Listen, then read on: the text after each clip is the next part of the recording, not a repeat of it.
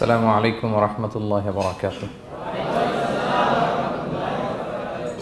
أعوذ بالله من الشيطان الرجيم. بسم الله الرحمن الرحيم. نحمده ونصلي على رسوله الكريم. أما بعد فأعوذ بالله من الشيطان الرجيم. بسم الله الرحمن الرحيم. ياسين والقرآن الحكيم إنك لمن المرسلين على صراط مستقيم. صدق الله العظيم.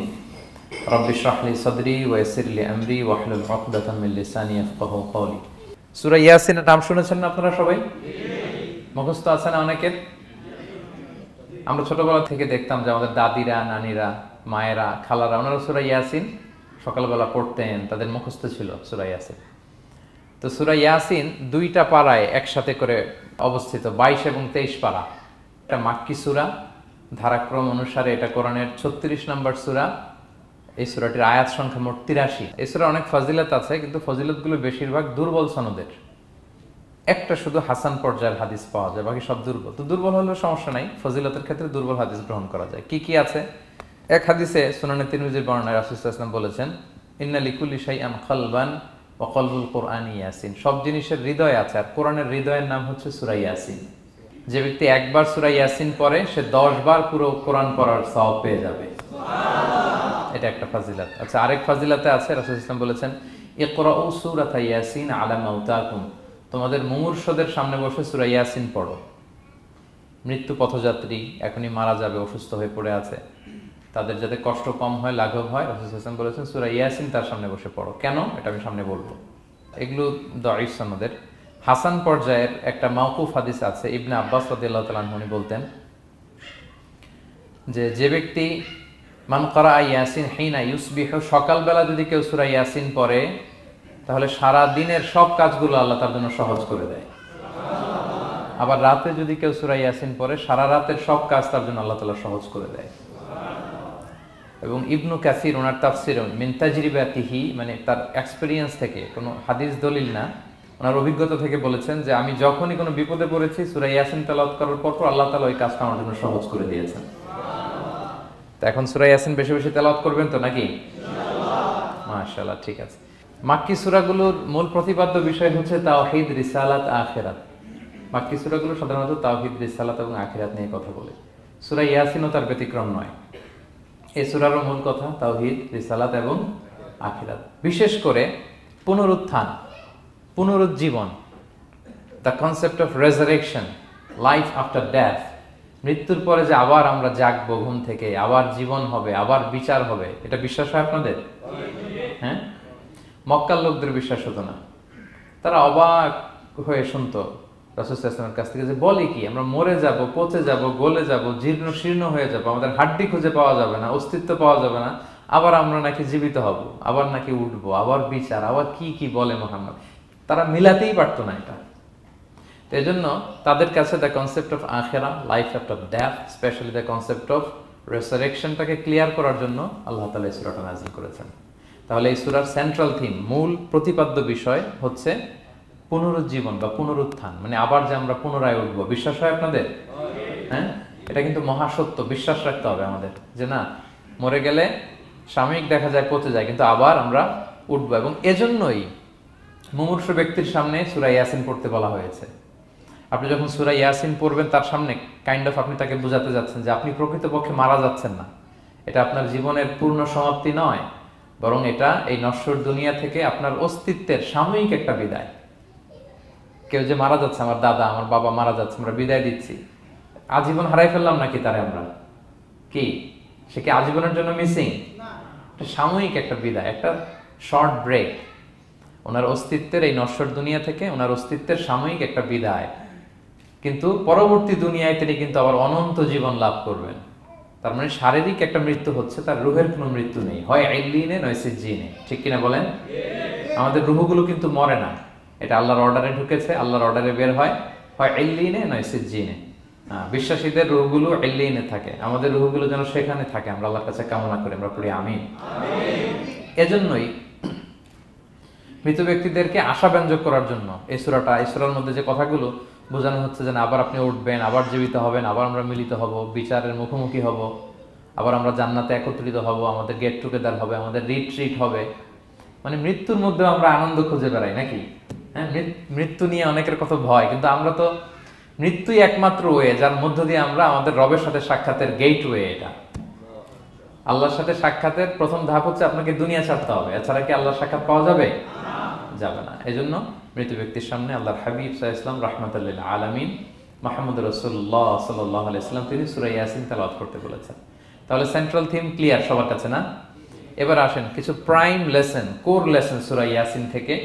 আমি সম্ভবত গত বছর আমার ভেরিফাইড ফেসবুক পেজ থেকে আমি 4টা লাইভ সিরিজ করেছি 4 ঘন্টার সূরা ইয়াসিনের উপর। আপনারা শুনবেন এগুলো, খুবই ওয়েল ডকুমেন্টেড ম্যানারে একাডেমিক ওয়েতে আলোচনা করেছি। যাদের সময় আছে শুনবেন এই লাইভগুলো। তো আমি এখন শুধু সার নির্যাসটা প্রাইম লেসন বা কোর লেসনগুলো নিয়ে আসি। 1 নম্বর লেসন হচ্ছে আল্লাহ তাআলা বলেছেন যে কোরআনের আয়াতগুলো একটার সাথে আরেকটা well connected, completely well knit, এটা well protected. One doesn't differ the other or contradict the other. কোনো আয়াত আরেক আয়াতের বিপরীতে যায় না, একটা আরেকটার সম্পূরক, পরিপূরক, ওয়েল নেট, ওয়েল কানেক্টেড। এটাই প্রমাণ করে যে এটা কার কাছ থেকে নাজিল হয়েছে? আল্লাহ সুবহানাহু ওয়া তাআলার কাছ থেকে নাজিল হয়েছে। আল্লাহ তাআলা এটাই বলেছেন ইয়াসিন, তারপরে ওয়াল কুরআনিল হাকিম। হাকিম বিমানা মুহকাম, মানে কোরআনের আয়াতগুলো পোক্ত। এটা হচ্ছে completely well net, perfectly connected, একটা আরেকটার সাথে কানেক্টেড। এক আয়াত ইফাসসিরু বা'দুহু বা'দান, এক আয়াত আরেক আয়াতকে ব্যাখ্যা করে। অনেক কথা কোরআনের এক জায়গায় সংক্ষেপে বলা হয়েছে, আরেক জায়গায় বিস্তারিত, এক জায়গায় ছোট করে আরেক জায়গায় বড় করে। কোনো আয়াত আরেক আয়াতের সাথে কন্ট্রাডিক্ট করে না। আল্লাহ তাআলা বলছেন আফালা ইয়াতাদাব্বারুনাল কুরআন ওয়ালাউ কানা মিন ইনদি গায়রিল্লাহি লাওয়াজাদু ফীহি ইখতিলাফান কাসীরা। তারা কি কোরআন নিয়ে গবেষণা করবে না? এই কোরআন যদি আল্লাহ ছাড়া অন্য কারো কাছ থেকে নাজিল হতো তাহলে তারা কোরআনের মধ্যে অনেক বিরোধ দেখতে পেত, পরস্পর বিরোধ, অনেক বিরোধ দেখতে পেত। কিন্তু কোরআনের ভেতরে এই পুরো 30 পারায় কোথাও কি এক আয়াতের সাথে আরেক আয়াতের কন্ট্রাডিকশন আছে? কোনো বিরোধ আছে বলেন? না, এটা ওয়েল নেট, ওয়েল কানেক্টেড। অন্য আয়াতে আল্লাহ বলছেন লা ইয়াতিহিল বাতিলু মিন বাইনি ইয়াদাইহি ওয়ালা মিন খালফি। সামনে থেকে পেছন থেকে কোরআনে কোনো বাতিল অনুপ্রবেশ করতে পারে না, কারণ তানজিলু মিন হাকিমিন হামিদ, এটা প্রজ্ঞাময় প্রশংসিত আল্লাহর পক্ষ থেকে এটা প্রোটেক্টেড একটা কিতাব নাজিল হয়েছে। ফলে এটা কিয়ামত পর্যন্ত প্রোটেক্টেড থাকবে। এক আয়াত আরেক আয়াতের ব্যাখ্যা করে দেয়, এটা হচ্ছে একটা ব্যাখ্যা। আবার আল কুরআনিল হাকিম মানে হচ্ছে বিজ্ঞানময় কোরআন। কোরআনের মধ্যে অনেক বিজ্ঞানের কথাও আছে। শুধু বিজ্ঞান নিয়ে কি আছে, প্রায় 1.5 ঘন্টার লেকচার আছে আমার।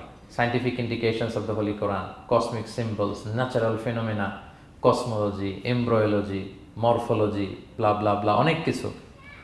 কিভাবে এই পানি উপরে যায়, ওয়াটার সাইকেল, হাইড্রোলজিক্যাল সাইকেল, বৃষ্টি হয়, সূর্য কিভাবে ডুবে ওঠে, চাঁদ, তারপর মহাবিস্ফোরণ, বিগ ব্যাং থেকে শুরু করে মায়ের পেটে বাচ্চার ভ্রূণ কিভাবে ডেভেলপ করে, যত কসমিক সিম্বল আছে কোরআনে, এটা নিয়ে আমার 1.5 ঘন্টার একটা কোরআনের সায়েন্টিফিক ইন্ডিকেশনাল লেকচার আছে। তো সেদিকে আমি যাব না। তো আল কুরআনুল হাকিমের 2টা ব্যাখ্যা হয়। এক হচ্ছে মুহকাম, মানে কোরআনের আয়াতগুলো প্রোটেক্টেড, কানেক্টেড। আরেকটা হচ্ছে কোরআনের আয়াতগুলো বিজ্ঞানসম্মত, বিজ্ঞানের সাথেও কন্ট্রাডিকশন করে না। কিছু যদি অমিল থাকে, বিজ্ঞানের অপেক্ষা করা উচিত। বিজ্ঞান সামনে আরো শিখবে, আরো জানবে, আরো ডেভেলপ হবে, তখন বারবার বিজ্ঞানের মাথা কোরআনের দিকে নিচু হয়ে আসবে। ঠিক কিনা বলেন? যত দিন যায় সহজ হয় কোরআন বোঝা আমাদের জন্য। বিজ্ঞানের আবিষ্কারের কারণে কোরআন বোঝা সহজ হয় এবং মিলে যাচ্ছে সবকিছু। তাহলে এটা হচ্ছে 1 নম্বর লেসন সূরা ইয়াসিন থেকে, যে কোরআনের সব ভার্সেস গুলা আর পারফেক্টলি কানেক্টেড, ইন্টারকানেক্টেড। 1 নম্বর। 2 নম্বর হচ্ছে সূরা ইয়াসিনের 10 নম্বর আয়াতে আল্লাহ তাআলা বলেছেন ওয়াসাওয়াউন আলাইহিম আনযারতাহুম আম লাম তুনজিরহুম লা ইউমিনুন। হে নবী, আপনি তাদেরকে ওয়ার্নিং দেন আর না দেন, সমান সমান, কাজ হবে না। এর কারণ হচ্ছে জেনে বুঝে যদি কেউ সত্যকে প্রত্যাখ্যান করে, তার অন্তরে আল্লাহ মোহর মেরে দেন। জেনে বুঝে সত্যকে প্রত্যাখ্যান করলে, আমি বুঝি নাই, আমি শুনি নাই, আমি জানি নাই, এটা আল্লাহ মাফ করবে। আমি কনভিন্স হই না, এই জন্য মানতেছি না, কিন্তু আমি জানি এটা সত্য, এরপরেও যদি সত্যটা গ্রহণ না করি, তাহলে কার মুক্তি আছে বলেন তো? না, তাহলে মুক্তি নেই। এজন্য যারা সত্যান্বেষী তাদেরকে আল্লাহ পছন্দ করেন। ভুল করে না এরকম কোনো মানুষ নাই পৃথিবীতে। সবাই আমরা ভুল করি, সবার ভুল হয়, এটাতে কোনো অসুবিধা নেই। কিন্তু জেনে আমি সত্যকে মানবো না, এটা আল্লাহ কখনো মেনে নেয় না। অন্য আয়াতে সূরা বাকারা আল্লাহ বলছেন খতামাল্লাহু আলা কুলুবিহিম ওয়া আলা সামঈহিম ওয়া আলা আবসারিহিম গিশাওয়া ওয়া লাহুম আযাবুন আযীম। যারা জেনে বুঝে সত্যকে মানে না, নেগলেক্ট করে, তাদের অন্তরে আল্লাহ সিল গালা মেরে দিয়েছেন। কর্ণকুহরে ছিপি ঢুকিয়ে দিয়েছেন, চোখের সামনে পর্দা, আর কিছু দেখে না, কারণ ওরা সত্যটা মানতে চায়, নিয়তি করে ফেলছে যে আমি মানবো না। কেউ যদি নিয়ত করে ফেলে যে আমি বুঝবো না, যত বুঝাক তারা বোঝানো যাবে। আমরা বাংলা একটা কথা বলি না যে ঘুমিয়ে থাকলে তাকে জাগানো সহজ, কিন্তু ঘুমের ভান ধরলে, ভান ধরে আছে ওরা তো ধাক্কা মারতেছি টানতেছি, ওকে উঠবে ঘুম থেকে না। এটার উদাহরণ দেখেন আবু জাহেল আর ওমরে ফারুক রাদিয়াল্লাহু তাআলা আনহু, দুইজনই ইসলামের শত্রু ছিল, ইসলাম বিরোধী ছিল, কিন্তু ওমরে ফারুক রাদিয়াল্লাহু তাআলা আনহু ছিলেন সত্যান্বেষী, সত্য শুনলেই মানতেন। কিন্তু আবু জাহেল ছিল তার বিপরীত, সে ছিল গোড়া, অহংকারী, ইগোইস্টিক সমস্যা ছিল তার। সে জানতো যে আল্লাহর হাবিব সাল্লাল্লাহু আলাইহি ওয়াসাল্লাম আল্লাহর পক্ষ থেকে নাজিল হওয়া আসা একজন রাসূল, কোরআন আল্লাহর পক্ষ থেকে নাজিল হওয়া একটা কিতাব, জানার পরেও সে মানে নাই, ফলে তার নসিবে হেদায়েত জোটে নাই। কিন্তু ওমরে ফারুক রাদিয়াল্লাহু তাআলা আনহু কিছুদিন পরেই উনি শাহাদা পড়ে ফেলছেন, এবং রাসূল সাল্লাল্লাহু আলাইহি ওয়াসাল্লাম দোয়া করেছিলেন যে আল্লাহ আল্লাহুম্মা আইজ্জাল ইসলাম বি আহাব্বি হাযাইনির রাজুলাইনি ইনদাক, আল্লাহ দুজন লোকের যাকে তোমার ভাল লাগে তাদের একজনকে ইসলামের ছায়াতলে এনে তুমি ইসলামটাকে শক্তিশালী করো। একজন হচ্ছে আবু জাহাল, আরেকজন হচ্ছে ওমর। আল্লাহ তাআলা কার জন্য দোয়াটা কবুল করেছেন বলেন তো? ওমর ফারুকের জন্য, কারণ ওনার হৃদয়টা সাদা ছিল, সাদা মনের মানুষ, কলবে সালিম, সত্য যেখানে ওইটাই উনি গ্রহণ করতেন, সত্যের সামনে দুর্বল ছিলেন। আর আবু জাহেল জেনে বুঝে সত্যকে প্রত্যাখ্যান করেছে। সো 2 নাম্বার শিক্ষাটা আমরা যেটা পেলাম, যে জেনে বুঝে সত্য প্রত্যাখ্যান করলে আল্লাহ তার জন্য হেদায়েত বরাদ্দ রাখেন না। এজন্য আমরা আমাদের বাকি জীবনটুকু আমরা এই মেন্টালিটি, মাইন্ডসেট যেন আমাদের থাকে যে সত্য দেখলেই আমরা মানবো, যেখানেই সত্য ওইটাই আমি গ্রহণ করবো। কি বলেন? এটা যদি আমার বিরুদ্ধে যায়, আমার দলের বিরুদ্ধে গেলে, বাবার বিরুদ্ধে গেলে, মানতেই হবে আমাকে। সত্য যেখানে আছে ওখানেই আমাদেরকে ছুটে যেতে হবে। দুটো চলে গেল। 3 নাম্বার হচ্ছে আমরা পৃথিবীতে যা করি, আমরা অনেক সময় মনে করি যে দরজা বন্ধ করে দিলে, সুইচটা অফ করে দিলে আর বুঝি কেউ দেখে না। তা আসলে আমরা আসমানি বিশেষ নজরদারির ভেতরে আছি, এটা আমরা ভুলে যাই যে সবার চোখ ফাঁকি দেয়া গেল, একজনের চোখ ফাঁকি দেয়া যায় না। তিনি কে বলেন তো? লা তুদরিকুল আবসার ওয়া হুয়া ইউদরিকুল আবসার ওয়া হুয়াল লাতীফুল খাবীর। কেউ তারা দেখে না, কিন্তু তিনি সবাইকে দেখে। কোন চোখ তাকে দেখে না, কিন্তু তিনি সব চোখগুলোকে দেখে। তাহলে 3 নম্বর লেসন হচ্ছে everything is recorded in well documented man. আমরা যা বলি, যা করি, যা লিখি, সবকিছু রেকর্ড করা হচ্ছে। কিন্তু সেদিন আপনি দেখবেন, ভালো করলেও দেখবেন, খারাপ করলেও আপনি দেখবেন। তার মানে সবকিছু লিপিবদ্ধ হচ্ছে, সংরক্ষিত হচ্ছে। এটা আল্লাহ কোথায় বলেছেন? সূরা ইয়াসিনের 12 নম্বর আয়াত। আল্লাহ বলেন নাকতুবু মা কদ্দামু ওয়া আসারহুম, তারা যা আমল করেছে আমি লিখে রাখি। ওয়া আসারহুম, এবং যা তারা দুনিয়ার জন্য রেখে গিয়েছে তাও লিখে রাখি। মানে এনি অ্যাকশন দে লেফট বিহাইন্ড, এনি ইফেক্ট দে লেফট বিহাইন্ড। এটা সাদাকায়ে জারিয়া বা গুনায়ে জারিয়া। সাদাকায়ে জারিয়া হচ্ছে আপনি একটা ভালো কাজ করছেন, ধরেন যে দ্বীনি জ্ঞান শিক্ষা দিচ্ছেন, আমি সূরা ফাতিহা শিক্ষা দিলাম আপনাদেরকে, তো আপনারা এটা দিয়ে আজীবন নামাজ পড়তেছেন, আপনার সওয়াব তো আপনি পাবেনই, কিন্তু ওই যে আমি শিক্ষা দিলাম একটা পার্সেন্টেজ সওয়াব আজীবন আমার আমল নামে আসবে।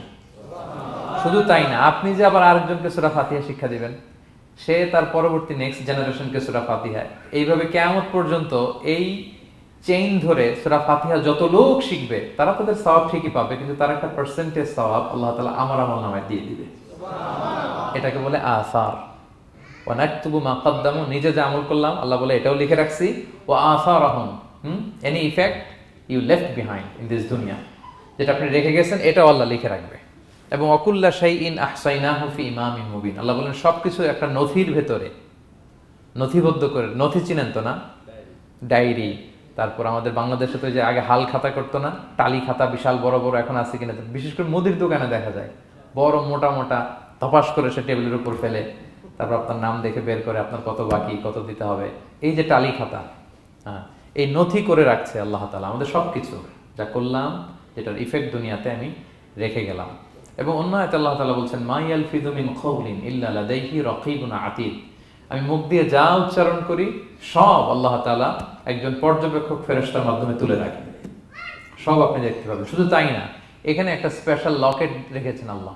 আল্লাহ বলেন ওয়াকুল্লা ইনসানিন আলজামনাহু তায়রাহু ফি উনুকিহি ওয়া নুখরিজু লাহু ইয়াওমাল কিয়ামাতি কিতাবান ইয়ালকাহু মানশুরা, প্রত্যেকের গ্রীবালগ্নে আমি একটা স্পেশাল সিম কার্ডের মতো রেখেছি, যা বলো এখানে রেকর্ড হয়ে আছে, কিয়ামতের দিন আমি সব বের করে দিব। তাহলে পালানোর জায়গা আছে? That means we are under surveillance, হ্যাঁ, 24/7 আল্লাহ তাআলা মনিটর করছেন, এবং এই বিশেষ আসমানি নজরদারি থেকে আমরা কেউই মুক্ত না। তাইলে লাইট বন্ধ করে দিলেন, দরজা আটকায় দিলেন, কেউ দেখে না, না? কেউ যেটা দেখে না সেটা দেখেন কে? আচ্ছা, তিনটা জেনে গেলেন। 4 নম্বরে হচ্ছে পৃথিবীতে সব নবীরা এক মিশন এবং ভিশন নিয়ে এসেছে। সব নবীরা লা ইলাহার দাওয়াত দিয়েছে, তাই না? এক আল্লাহর দাওয়াত দিয়েছে। আচ্ছা, কখনো কি এমন হয়েছে কোন নবী এসে বলছে যে আল্লাহ একজন, আবার আরেক নবী এসে বলছে না আল্লাহ 2-3 জন হইতে পারে? হ্যাঁ, বলছে? কোন নবী এসে বলেছে মৃত্যুর পর এক জীবন আছে, হিসেব দিতে হবে, পাই টু পাই হিসেব হবে? আরেকজন বলছে না, এরকম নাও থাকতে পারে।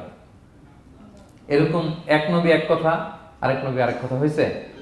এগুলো নবীদের মধ্যে হয়, কবিদের মধ্যে হয়। এক কবি এক কথা বলে, আরেক কবি, এক দার্শনিক এক কথা বলে, আরেক দার্শনিক আরেক কথা, এক রাজনীতিবিদ এক কথা, আরেক রাজনীতিবিদ আরেক, এদের মধ্যে ধাক্কাধাক্কি হয়। কিন্তু নবীদের মধ্যে কথার মধ্যে এগুলো আছে? কারণ তারা মন গড়া কথা বলে না। ওমা ইয়ানতিকু আনিল হাওয়া ইন হুয়া ইল্লা ওয়াহিয়ু ইউহা। তাদের কথা আসে একটা হেডকোয়ার্টার থেকে। হেডকোয়ার্টারটা কার? আসমানি রেভেলেশনের বেসিসে ওনারা কথা বলেন। মন গড়া কোনো নবী কোনো কথা বলেন না। তাহলে 4 নম্বর শিক্ষা হচ্ছে সব নবীর মিশন ভিশন এক। এজন্য তাদের মধ্যে একটা কোঅপারেশন ছিল। সূরা ইয়াসিনে চমৎকার একটা ঘটনা আছে। একটা জনপদের নাম উল্লেখ করা হয়নি, কিন্তু কোন কোন মুফাসসির বলেছেন এটা তুরস্কের আন্তাকিয়া জনপদে আল্লাহ একটা কাজে, দাওয়াতি কাজে 2 জন নবীকে পাঠালেন। কয়জন? 2 জন। কাজ একটা, কিন্তু কয়জন? 2 জন। এরকম সাধারণত অন্য নবীদের ক্ষেত্রে হয় না, কোরআনে পাওয়া যায় না যে এক কাজে এক জায়গায় 2 নবী, এরকম হয় না। এক্সেপ্ট মুসা আলাইহিস সালাম, ওনার কথা বলার জড়তা ছিল, তো উনি আল্লাহকে বলেছেন আল্লাহ আমাকে যেই তাওরাত দিয়ে পাঠালেন আমি তো কথা ক্লিয়ারলি বলতে পারি না, জড়তা, মামলিং হয় আমার মুখে। তো আমার ভাই আখি হারুন আফসাহু মিন্নি লিসান, ও আবার খুব ফ্লুয়েন্ট ছিল। আমি নেতৃত্ব দিব, কিন্তু হারুন ভোকাল দিবে, আপনি তাকে নবী বানায় দেন। মুসা আলাইহিস সালামের দোয়ার বদলতে আল্লাহ হারুন আলাইহিস সালামকে নবী বানায় দিয়েছিলেন। 2 ভাই মিলে ফেরাউনের কাছে দাওয়াতি কাজ করেছে। কিন্তু এছাড়া আর এরকম দেখা যায় না যে এক এলাকায় এক কাজে 2 জন নবী, না। এইখানে দেখা গিয়েছে আন্তাকিয়া জনপদে আল্লাহ এক মিশনে কয়জন নবী পাঠিয়েছেন? 2 জন। আচ্ছা, কিছুদিন পরে আরো একজন, তাহলে হইল কয়জন? 3 জন। এক কাজে এক জনপদে এক এলাকায় মোট 3 জন নবী, কিন্তু এদের মধ্যে কোনো মারামারি নেই। আমাদের দায়ীদের অবস্থা দেখেন তো বাংলাদেশে, মাশাআল্লাহ।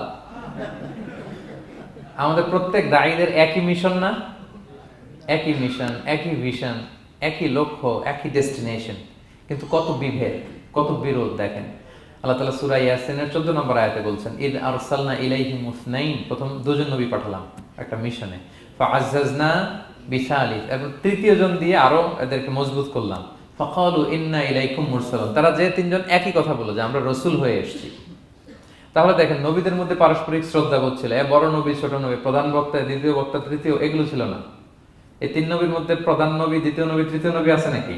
না। 3 জন একই মিশনে, একই ভিশনে, কোঅপারেশনে তারা এগিয়ে গিয়েছে। তো দেখেন আমরা যারা কোরআনের দায়ী, আমরা তো নবীদের কাজটাই করি, ফলে আমাদের মধ্যে এই কোঅপারেশন থাকতে হবে, এই রেসপেক্ট থাকতে হবে। আমি ব্যক্তিগতভাবে খুবই লজ্জিত যে আমাদের এই দাওয়া অঙ্গনটাকে আমরা কলুষিত করে ফেলেছি। আমরা অন্য আলেমকে, অন্য দায়ীকে তুচ্ছ করা, তাচ্ছিল্য করা, ছোট করা, হেয় করা, তাকে বাতিল করা, নাকচ করা, এরকম আমরা করে থাকি। আমি একাই ইসলামের মুখপাত্র, আমি যা বলবো এটাই, এটা ঠিকাদারি আমার কাছে, এরকম একটা মেন্টালিটি আছে না? এটা নবীদের মাইন্ডসেট এরকম ছিল না। ওনারা কোঅপারেশনে, কোলাবোরেশনে কাজ করতেন, পার্টনারশিপে, একে অপরের প্রতি রেসপেক্ট ছিল। কোনো নবী আরেক নবীর বিসৎকার করে নাই। কিন্তু আমরা এক দায়ী আরেক দায়ীকে কাফের বলতেও তো আমরা দ্বিধাবোধ করি না, কি বলেন? আল্লাহ তাআলা আমাদেরকে বোঝার তৌফিক দান করুন। 5 নাম্বার, নবীদের কাজ হচ্ছে আল বালাগুল মুবিন, ক্লিয়ার কমিউনিকেশন, শুধু পৌঁছে দেয়া, বাণীবাহকের কাজ করা। আল্লাহ তাআলা বলছেন ওমা আলাইনা ইল্লাল বালাগুল মুবিন। ওই 3 জন নবী যখন বুঝালেন, তারা এলাকাবাসী মানে না, রিজেক্ট করলো, কিন্তু তারা বললো যে আমাদের কাজ হচ্ছে পৌঁছে দেওয়া, মানবা কি মানবো না এটা তোমাদের কাজ। আমাদের কাজ কি? আল বালাগুল মুবিন, কোরআনিক টার্মিনোলজি, মানে হচ্ছে ক্লিয়ার কমিউনিকেশন, আমাদের কাজ পৌঁছে দেওয়া, এর বেশি কিছু না। আমরা অনেক সময় একটু জবরদস্তি করতে চাই, জোরাজুরি করতে চাই, এই নামাজ পড়ো না কেন, তাকে জোরাজুরি করা, দাড়ি রাখানো, জোরাজুরিতে বেশি কাজ হয় না। আপনি পাওয়ারফুল মেসেজ দিবেন, ইনফ্লুয়েন্স করবেন, এতেই আল্লাহ হেদায়েত দিবে। কারণ হেদায়েতটা নিয়ন্ত্রণ করেন একমাত্র কে? আল্লাহ। এখানে আর কারো হাত নাই, এমনকি নবীরও না। কোন নবীও চাইলে কাউকে হেদায়েত দিতে পারে না। আল্লাহর হাবিব সাল্লাল্লাহু আলাইহি ওয়াসাল্লাম মক্কাবাসীদের পেছনে ঘুরতে ঘুরতে পেরেশান। উনি তো রহমতের নবী, উনি ভাবতেছিলেন হায়রে একটু যদি আমার কথা মানতো তাইলেই তো জাহান্নাম থেকে বেঁচে যায়।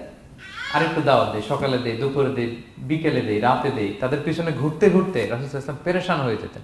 আল্লাহ তাআলা সূরা কাহফে আয়াত নাযিল করলেন, ফালা আল্লাকা বাকিউন নাফসাকা আলা আসারিহিম ইল্লাম ইউমিনু বিহাদাল হাদীথি আসাফা। নবী, ওরা যদি শুনতে না চায়, আপনি তো ওদের পিছনে ঘুরতে ঘুরতে পাগল হয়ে যাচ্ছেন বোধহয়, না রেখে দেন, মানলে মানুক, না মানলে নাই। হেদায়েত দেওয়ার মালিক হচ্ছে আমি। ফাযাক্কির ইন্নামা আনতা মুযাক্কির, আপনি শুধু স্মরণ করিয়ে দেন, উপদেশ দেন। লাস্তা আলাইহিম বিমুসাইতির, আপনি বল প্রয়োগ করতে আসেন, আপনাকে দারোগা বানাই পাঠাইনি আমি, আপনি শুধু পৌঁছে দিবেন। এমনকি রাসূল সাল্লাল্লাহু আলাইহি ওয়াসাল্লাম ওনার চাচা আবু তালেবের হেদায়েতের জন্য অনেক ট্রাই করেছেন, কিন্তু হেদায়েত নসিব হয়েছে বলেন? কারণ ইন্নাকা লা তাহদি মান আহবাবতা ওয়ালাকিন্নাল্লাহ ইয়াহদি মান ইয়াশা। নবী, আপনি যাকে চান তাকে হেদায়েত দিতে পারবেন না। তাহলে আমাদের যারা দাঈ, আমাদের কাজ কি? পৌঁছে দেওয়া। বলেন তো, কাজ কি? নাকি বল প্রয়োগ করা, জোরাজুরি করা? মাশাআল্লাহ। 7 নাম্বার লেসন হচ্ছে, এই পৃথিবীর সবকিছু আইন মানে কার? বলেন তো, আল্লাহর। ইচ্ছায় অনিচ্ছায় সবকিছু আল্লাহর আইন মানে, আমরা ছাড়া শুধু।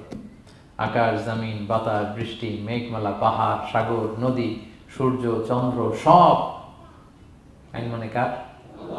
আল্লাহর আইন মানে। সে কথা আল্লাহ বলছেন, ওয়াশ-শামসু তাজরি লিমুস্তাকাররিল লাহা, আমি সূর্যের জন্য একটা গতিপথ দিয়েছি, কক্ষপথ, অক্ষপথ, সে ওইদিকেই ঘুরে, ওরা ঘুরতে বলছে ও ঘুরে, এর কোনো ব্যত্যয় নাই। যালিকা তাকদীরুল আজিজিল আলিম, এটা আমি আল্লাহ ফিক্স করে দিয়েছি। ওয়াল কামারা কাদ্দারনাহু মানাজিলা হাত্তা আদা কাল উরজুনিল কাদিম, আর চাঁদকে আমি 30টা মঞ্জিল দিয়েছি। দেখবেন চাঁদ কিন্তু এক জায়গায় উদিত হয় না, 30 দিনে 30 জায়গায়, পুরো মাস ব্যাপী এদিক থেকে ওদিকে শুধু ঘুরে। এটা আল্লাহ ফিক্স করে দিয়েছে, এটা ওর বিধান। আমাদের জন্য কোরআন বিধান হিসেবে দিয়েছে, আমরা মানি না, কিন্তু প্রত্যেক প্রাণীর জন্য, সৃষ্টির জন্য যে বিধান আল্লাহ ফিক্স করেছেন ওরা ওইটাই মানে, এর একটু একচুল পরিমাণ ডান ব্যয় করে না। সুবহানাল্লাহ, সুবহানাল্লাহ। সো জগতের সবকিছু আল্লাহর দেয়া বিধান মেনে চলে, কারণ গোটা জগৎটাই তো তার। গোটা জগৎটা কার বলেন? ফলে আইনও চলবে তার। আমরা যেন আল্লাহর সবগুলো আইন মেনে চলি। 8 নাম্বার হচ্ছে, এই যে আমরা জান্নাতের কথা শুনি, কিয়ামতের কথা শুনি, আখিরাতের কথা শুনি, একদিন আমরা এটা চাক্ষুষ দেখতে পাবো, তখন আমাদের এই বিশ্বাসটা আরো প্রগাঢ় হবে। মৃত্যুর পরে যে আমাদের লম্বা ঘুম, এই আমাদের নিদ্রা ভঙ্গ যেদিন হবে, সেদিন আমরা সব দেখতে পাবো, চাক্ষুষ কিয়ামতের সবকিছু। সেটা আল্লাহ তাআলা বলছেন, নুফিখা ফিস সূরি ফাইদাহুম মিনাল আজদাসি ইলা রাব্বিহিম ইয়ানসিলুন, ইসরাফিলের সিংগার ফুৎকারে সেদিন সব মানুষ জেগে উঠবে। আপনারা ইসরাফিল আলাইহিস সালামের নাম শুনেছেন? কে উনি? একজন ফেরেশতা। উনি বড় একটা সিংগায় ফুৎকার দিবেন। সৃষ্টির পর থেকে আল্লাহ ওনাকে একটা কাজের জন্য অ্যাসাইন করেছেন, শুধু ফু দিবে 3টা। কয়টা? 3টা। আর কোনো কাজ আছে? না। That's it, that's it. শুধু 3টা ফু দিবে, 3 বারে। ঠিক যে মুহূর্তে আপনারা এখন কথা শুনছেন, এই মুহূর্তে উনি ওই ট্রাম্পিট সিংহা নিয়ে আরশের দিকে তাকায় আছে, কখন আল্লাহর আদেশ আসে, 1 সেকেন্ডও যেন দেরি না, চোখের পলক যাতে দেরি না হয়ে যায়, তাকিয়ে আছেন উনি। ফুৎকার দিবে তো কবর থেকে মানুষগুলো উঠবে। মিনহা খালাকনাকুম ওয়া ফিহা নুঈদুকুম ওয়া মিনহা নুখরিজুকুম তারাতান উখরা, এই কথাই আল্লাহ এই সূরাতে বলেছেন। তো মানুষ যখন উঠবে, কারো ঘুম হবে 50 বছর, কারো 500 বছর, কারো 5000 বছর, কারো 5 লক্ষ বছর। পৃথিবীতে প্রথম নিহত হয়েছে কে জানেন? হাবিল। আদম আলাইহিস সালামের ছেলে হাবিল পৃথিবীর প্রথম মারা গেছে। সে, তার ঘুমটা কত লম্বা বলেন তো? সে কত হাজার বছর, লক্ষ বছর বেচারা ঘুমাচ্ছে, হ্যাঁ, তার কবরে। তো এই সব সিংগার ফুৎকারে সব কবর থেকে উঠবে। ক্বালু ইয়া ওয়াইলানা মান বাআসানা মিন মারকাদিনা হাযা, কিরে কে ভাঙালো এই লম্বা ঘুমটা, সবাই তো ঘুমাচ্ছিলাম। হাযা মা ওয়া'দার রহমান, ফেরেশতারা বলবে এইটাই সেই দিন যেটা বিশ্বাস করো না এই দুনিয়াতে। ওয়াজ নসিহত হইলে তো তোমরা মানতা না, বলতা এগুলো কিছু নাই। আজকে সেই দিন। সাদাকাল মুরসালুন, রাসূলরা সত্যই বলেছেন। ওই দিন মানুষ চাক্ষুষ কিয়ামতকে অবলোকন করবে। 9 নম্বর শিক্ষা হচ্ছে, তখন আল্লাহ তাআলা বিচার প্রতিষ্ঠিত করবেন। ওই বিচারে আল্লাহ কাউকে ঠকাবেন না।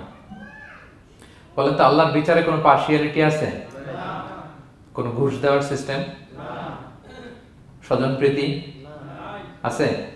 না। এই কথা আল্লাহ বলেছেন সূরা ইয়াসিনের 54 নম্বর আয়াতে, ফালিয়াউমা লা তুযলামু নাফসুন শাইআ, কোনো জুলুম হবে না। ওয়া তুজজাউনা ইল্লা মা কুনতুম তা'মালুন, যে যা করেছে ওইটারই প্রতিদান পাবে। এমন না যে আপনি করছিলেন খুব ভালো কিন্তু আপনি পান নাই, এটা হবে না।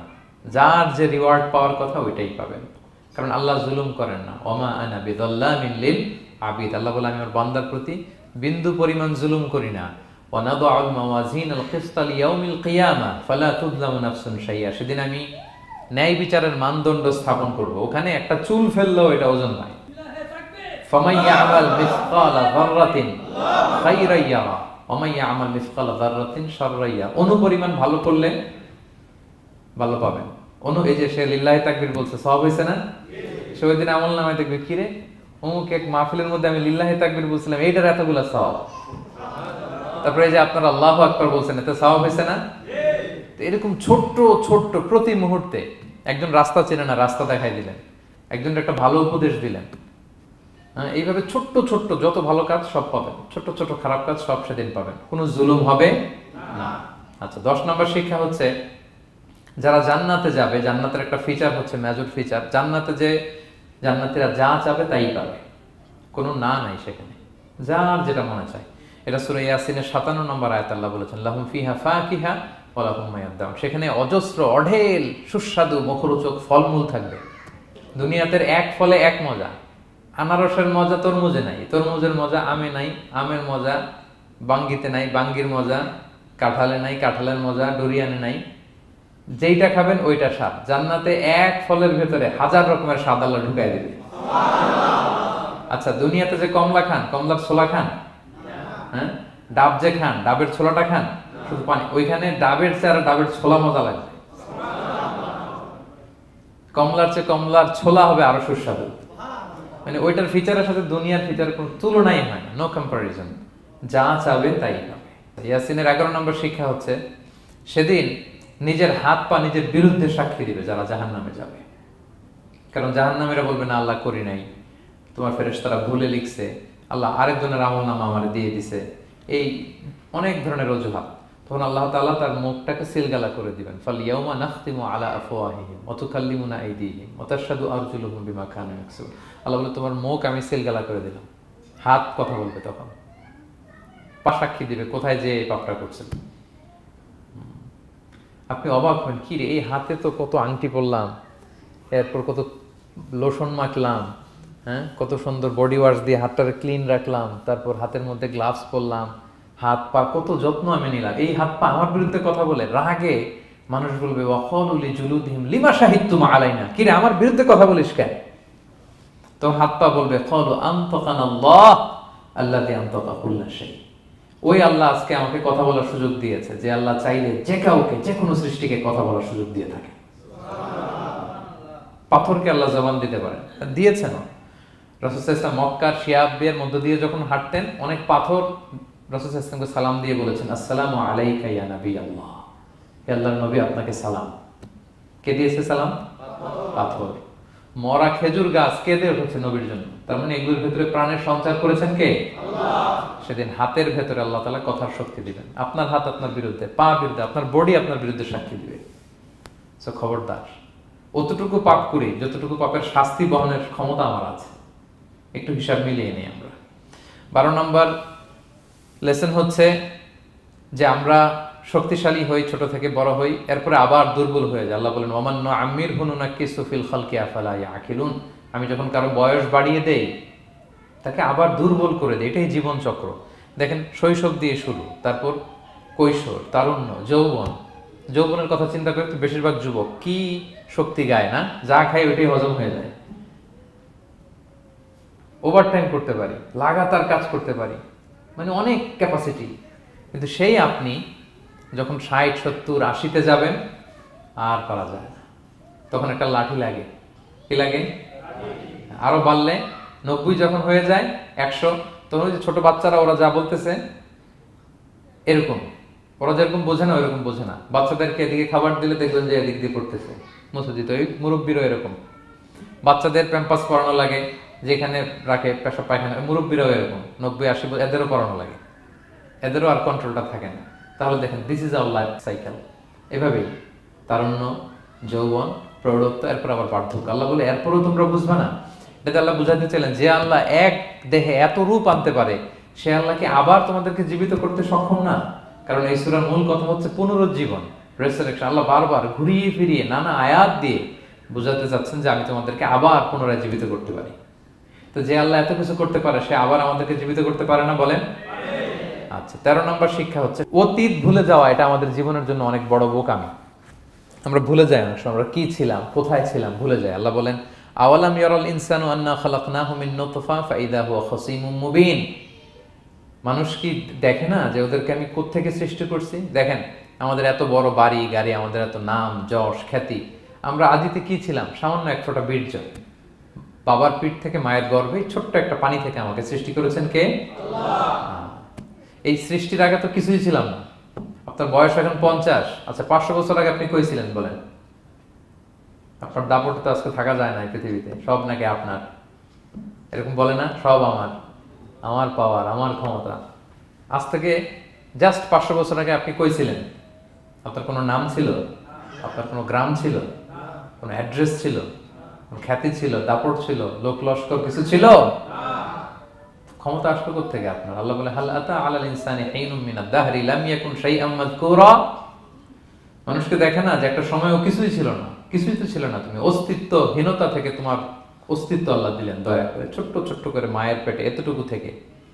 আপনি ওই বিজ্ঞান প্রযুক্তি জাদুঘরে গিয়েছিলাম আমি আগারগাঁওতে, ওখানে মায়ের পেটে যেগুলো বাচ্চাগুলো ডেভেলপ করে নাই তারা রেখে দিয়েছে পানির মধ্যে 1 সপ্তাহ 2 সপ্তাহ 1 মাস 2 মাস 3 মাস এরকম বাচ্চাগুলো ছোট, ওই ব্যাঙ্গাচির মতো ছিলাম আমরা। বর্ষাকালে ব্যাঙের পোনা দেখছেন? জাস্ট লাইক ব্যাঙের পোনা, এত ক্ষুদ্র ছোট্ট আমরা ছিলাম। আল্লাহ বলে, তুমি দেখো না তোমার পিছনটা কি ছিল? অতীত। এজন্য অতীত ভুলে যাওয়া যাবে না। 14 নম্বর শিক্ষা হচ্ছে পুনরুত্থান, যেটা আসল শিক্ষা সূরা ইয়াসিনের, মানে মৃত্যু পরবর্তী জীবন। এটা মহাসত্য, এটা হবেই। হ্যাঁ, লম্বা আয়াত, আমি শুধু মূল কথাটা বলি। আস ইবনে ওয়াইল মক্কায় রাসূল সাল্লাল্লাহু আলাইহি ওয়াসাল্লামের কাছে একটা মরা লাশের হাড্ডি, কঙ্কাল থেকে হাড্ডি এনে, এটা 100 বছর আগের হাড্ডি, এরকম হাত দিয়ে গুঁড়া করে এটা পাউডার হয়ে গেছে। রাসূল সাল্লাল্লাহু আলাইহি ওয়াসাল্লামের কাছে এসে ভাবে একটা ফু মারলো, ফু দেওয়ার সাথে সাথে এটা বাতাসে মিলে গেছে। তো বলতেছে, মুহাম্মদ, এই যে কঙ্কালের এই পাউডারটা, তুমি বলতেছো এইটারে আল্লাহ জীবিত করবে, এটারে রিকনস্ট্রাক্ট করবে? কি বলো তুমি? What you talking about? এটাও সম্ভব? আল্লাহ এই কথাটা সূরা ইয়াসিনে তুলে ধরলেন, যে দারাবা লানা মাসালান ওয়া নাসিয়া খালকা ক্বালা মান ইউহিল ইযামা ওয়া হিয়া রামীম। এটারে কে আবার জীবিত করবে? এটা তো জীর্ণ শীর্ণ ধুলা বালু পাউডার হয়ে গিয়েছে। আল্লাহ বলেন, কুল, নবী আপনি ওয়াইলকে বলেন, ইউহিহাল্লাযী আনশাহা আউওয়ালা মাররা। ওই আল্লাহ সৃষ্টি করবেন যে এটারে প্রথমে বানাইছিলেন। এটার তো অস্তিত্ব ছিল না। অস্তিত্বহীন থেকে যখন আল্লাহ বানাইতে পারেন, এটা মরে যাওয়ার পরে তারে আল্লাহ আবারও বানাতে পারবেন। ঠিক কিনা বলেন? আচ্ছা বলেন, কোন জিনিস প্রথমে বানানো সহজ না দ্বিতীয়বার বানানো সহজ? দ্বিতীয়বার, তাই না? তো প্রথমেই যেহেতু আল্লাহ আমাদেরকে বানাই ফেলতে পারছে, মরে গেলে গলে গেলে পচে গেলে দ্বিতীয়বার বানানো কেনার জন্য কঠিন হবে? কঠিন হলে তো প্রথমবার হওয়ার কথা ছিল, যেহেতু নমুনা ছিল না। আল্লাহর কাছে কোনো মডেল ডিজাইন ছিল যে এটার আলোকে এটা ছিল? তো সেই আল্লাহ যখন আমাদেরকে বানাই ফেলতে পারছেন প্রথমবার, দ্বিতীয়বার কি তার জন্য কঠিন না সহজ? তখন বিষ্ণু ইসলাম বললেন যে এই পাউডার, তুমি যে কঙ্কালের হাড্ডি ফু দিয়ে বললা, এটাকে আল্লাহ জীবিত করবেন। অনুরূপভাবে তোমাকেও জীবিত করবেন এবং তোমাকে জাহান্নামে নিক্ষেপ করবেন। আল্লাহ জাহান্নাম থেকে আমাদেরকে হেফাজত করুন। সহিহ মুসলিমের হাদিসে আল্লাহর হাবিব সাল্লাল্লাহু আলাইহি ওয়াসাল্লাম বলেন, ইন্না ফিল ইনসানি আযমান, মানুষের দেহে একটা হাড্ডি কণিকা আছে, লা তাকুলহুল আরদু আবাদা। এই হাড্ডি কণিকা জমিন কখনো খেতে পারে না। মানে আমাদেরকে কবর দিয়ে দিলে তো মাটি পুরো লাশটা খেয়ে ফেলে, 50-100 বছর পরে আর কিছুই থাকে না আসলে। আমাদের হাড়গোড়ও থাকে না, ওইটাও পাউডার হয়ে যায়, পোকামাকড় খেয়ে ভ্যানিশ। কিন্তু একটা জিনিস ছাড়া, আমাদের এই যে শির দ্বারা ব্যাকবোন, আমাদের স্পাইনাল কর্ডের একেবারে নিচে ট্রায়াঙ্গেল ছোট্ট একটা হাড্ডি কণিকা আছে, ত্রিভুজ আকৃতির। এটাকে ডাক্তারি ভাষায় বলে কক্সিক্স টেইল বোন, পুচ্ছাস্তি বলে। এই ছোট্ট কণা, এইটা নষ্ট হয় না। আল্লাহ বলে, এইটাকে বেইস ধরে আমি কিয়ামতের দিন তোমাদের সবাইকে আবার জীবিত করব। হিন্দুরা যে শ্মশানে লাশ পোড়ায়, সব পুড়ে যায়, কক্সিক্স পুড়ে নয়, ছোট্ট কক্সিক্স কোথা হয় জানেন? গরুর লেজটা যেখান থেকে শুরু হয় ওই জায়গায়, মানে আমাদের শিরদাঁড়ার একেবারে নিচের দিকে ছোট্ট একটা ট্রায়াঙ্গেল হাড্ডি কণিকা আছে, খুবই ছোট ট্রায়াঙ্গেল বোন পার্টিকেল। এটা থেকে আল্লাহ সৃষ্টি করে। এটা বিমানের ব্ল্যাক বক্সের মতো, বিমান জ্বলে পুড়ে যায়। সাগরের নিচে গেল ব্ল্যাক বক্স কিছু হয় না, জানেন? যে MH কত 370 ওই যে ডুবলো যে ভারত মহাসাগরের নিচ থেকে 3 দিন সিগন্যাল দিচ্ছিল ব্ল্যাক বক্স, এরপর এটার ব্যাটারিও নাই আর দিতেও পারে নাই, দেখেন সব ধ্বংস হয়ে যায়। ব্ল্যাক বক্স থেকে বিমানের সর্বশেষ কি হয়েছিল ইনফরমেশন গুলো পাওয়া যায়, ওইটা নষ্ট হয় না সাধারণত বিমানের। এই আল্লাহ তাআলা এই ব্ল্যাক বক্স দিয়ে দিয়েছেন আমাদের পেছনে, আজবুল জানাব, এখান থেকে আল্লাহ তাআলা সেদিন আমাদেরকে রিকনস্ট্রাক্ট করবেন। তাহলে পুনরুত্থান, আবার যে আমরা জীবিত হব, এটা বিশ্বাস হয় আপনাদের? হয়। এটা করতে আল্লাহর কিছুই লাগে না, শুধু কুন বললেই হয়ে যায়। কি বললে? এই কুন কথা দিয়ে আল্লাহ তাআলা শেষ করেছেন সূরা ইয়াসিন। আল্লাহ বলেন যে আল্লাহর যে অসীম ক্ষমতা, এটা শুধু কুন বললেই হয়। ইন্নামা আমরুহু ইযা আরাদা শাইআন আইয়াকুলা লাহু কুন ফায়াকুন। কুন হও, ফায়াকুন হয়ে যায়। বি ইট ওয়াজ, হও বলতে হয়ে যায়। তাই বলে কি আল্লাহ হও বলাটাও জরুরি না, তিনি হও বলারও মুখাপেক্ষী না। দুনিয়াতে আমাদের বোঝানোর জন্য তিনি বলছেন যে আমি কুন বললেই হয়ে যায়, ওনার কুনও বলা লাগে না, চিন্তা করা মাত্রই হয়ে যায়। ফাআলুল লিমা ইউরিদ, তিনি যা ইচ্ছা তাই করতে পারেন। সো সেই আল্লাহকে যেন আমরা ডাকি, তার কাছে যেন আমরা ফরিয়াদ করি, আমাদের মনের আকুতি, চাহিদা, প্রার্থনা তার কাছে যেন আমরা নিবেদন করে পেশ করি। আল্লাহ তাআলা আমাদের সবাইকে কথাগুলো বোঝার ও আমল করার তৌফিক দান করুন। হাযা মা ইনদি ওয়াল ইলমু ইনদাল্লাহি আলাইহি তাওয়াক্কালতু ওয়া ইলাইহি উনীব। আসসালামু আলাইকুম ওয়া রাহমাতুল্লাহি ওয়া বারাকাতুহু।